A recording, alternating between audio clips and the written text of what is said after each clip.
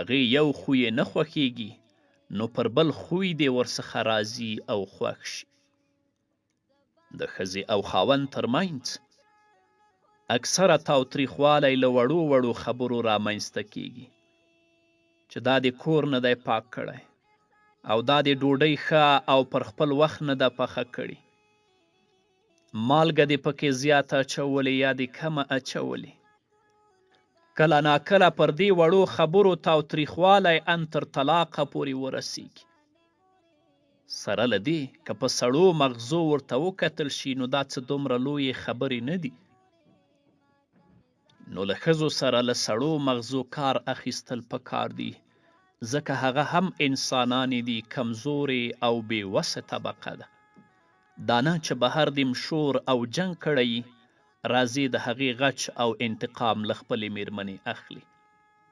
امام احمد بن حنبل رحمه الله وروسته تر دې چې درنه او قدرمنه میرمن ام عبدالله وفات شوه نو ده وویل له دې سره په تیرو 40 کالو کې زما اختلاف نه دی راغلی. ځکه کله که ښځه غوسه وي نو خاوند ته پکار دی چې لږ غلی شي. همداراز که سړی غوسه وي نو ښځې ته تر هغې چوپتیا پکار ده چې د خاوند غوسه یې سړه شي. الله رب العزت دې موږ او تاسې په دې اخلاقو سنبال کړي. په همدې هیله قدرمنو اوریدونکو دا وه زموږ د نن ورځې خپرونه چې ستاسو درانه حضور ته وړاندې شوه. تر بلې خپرونې پورې چې زه بیا هم ستاسو درانه حضور ته راځم، تاسو ټول په لوی او بخښونکي الله سپارم. پاتې ژوند مو نیکمرغه، ښاد، بریالي او کامیاب اوسئ. دا محسوسوم چې می ایمان شو بدل، ای مهرباني مورې ماته مې ځان شو بدل. احمد شاګرام نه دی مسعوده ملامت نه دی،